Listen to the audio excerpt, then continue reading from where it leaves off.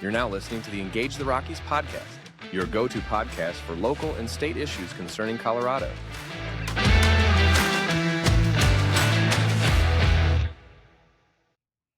Hello, Rockies. This is Sarah Jane Maroney, your host, and welcome to our week in review for the first week of June in 2025.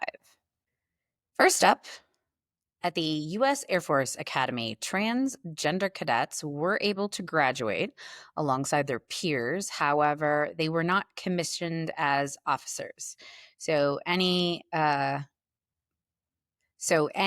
graduating cadet with, quote, a current diagnosis, a history of, or exhibited symptoms consisting with gender dysphoria, end quote, were allowed to complete the program and attend the ceremony, but they were not commissioned, and instead they were put on administrative leave. This policy is reflecting the Supreme Court decision that was made earlier this month that allowed the Trump administration to immediately begin enforcing a ban on transgender military service members. However, they are encouraging those grads to apply for voluntary separation by the 6th of June, and that would mean that they would not have to make any monetary repayments or serve any of the military commitments that they had originally signed up for. We previously reported that Douglas County is deciding whether they are going to create a home rule charter commission. The ballots were mailed out starting on the 2nd of June, and drop boxes and in-person voting remains open in Douglas County through the 7 p.m. on Election Day, and they are deciding whether to make a home rule charter commission. And the commission is then made up of 21 members, 6 from each district and 3 at large. Proponents of the measure say that it would allow Douglas to decide how much they're going to charge homeowners and tax increases and things like this. And they would be joining Weld and Pitkin counties as home rule charters.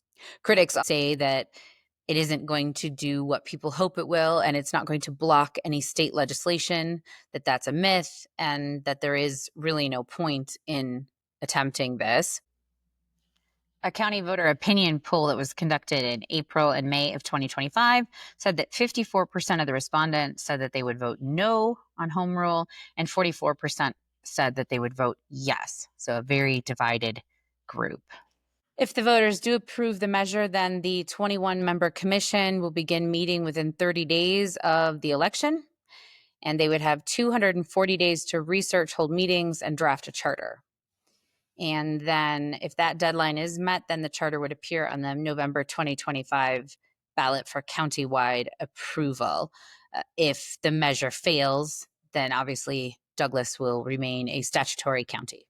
Great news. All of the victims in the Sunday attack in Boulder are expected to recover.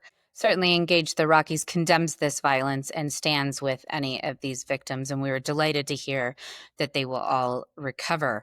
Speaking of this, a federal judge on Wednesday ordered an immediate halt to the deportation proceedings against Mohammed Soleiman's family. Soleiman's wife and 5 children have said in their case that she has a pending EB-2 visa, which is available to professionals with advanced degrees, and that all of her children are listed as dependents on her asylum application. Big news in Palmer Lake. Mayor Glant Havner has resigned just a few months into her second term. Her resignation was effective Thursday. She submitted a letter to KRDO that doesn't give any reasons, just that she is confident in the current board as they move forward. Yet again, a hot topic, wolves that have been reintroduced in Colorado. There were 3 attacks reported near Aspen over the Memorial Day weekend. And these ranchers say that CPW is not keeping its promise to let them know when collared animals are nearby. The first incident happened at the Crystal River Ranch early on Friday morning, and a range rider was dispatched to the wrong location. On Saturday, the wolves killed a second calf at the McCabe Ranch, and finally on Sunday, severely injured another calf. Since the wolves are a top story for killing calves, One of them also died. On Monday, Colorado Parks and Wildlife said that they received a mortality alert for a male wolf in northwest Colorado.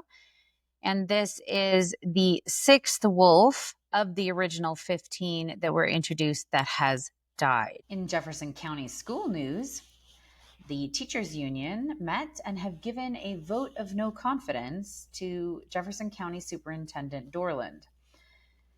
Superintendent Dorland has been in the position since April of 2021, and the letter sent by the teachers union outlines the reasons for the no confident vote being disregard for shared leadership and community, lack of transparency and accountability, and failure to address the urgent conditions in the schools.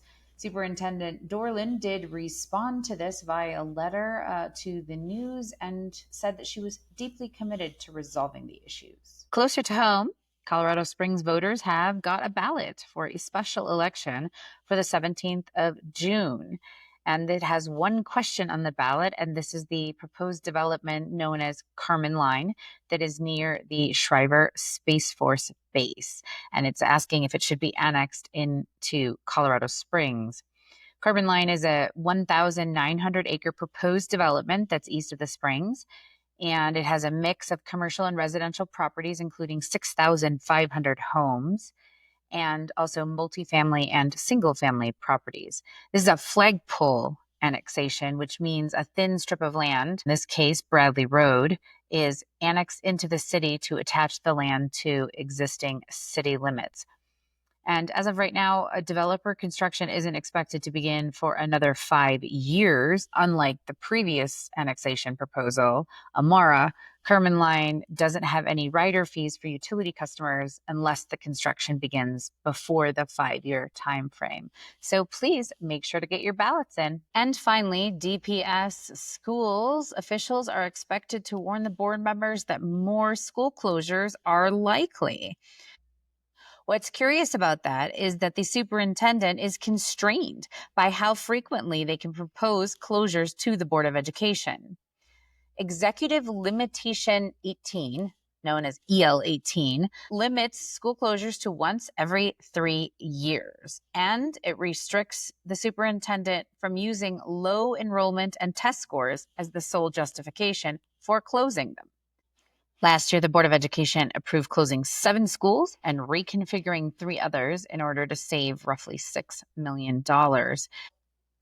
In Colorado, public school funding is directly tied to student enrollment. So if the enrollment declines, then the amount of state money received declines. And those are the top stories for the first week in June in 2025. Please remember to like and subscribe. And thanks so much for joining us. Thank you for listening to the Engage the Rockies podcast, your go-to podcast for local and state issues concerning Colorado.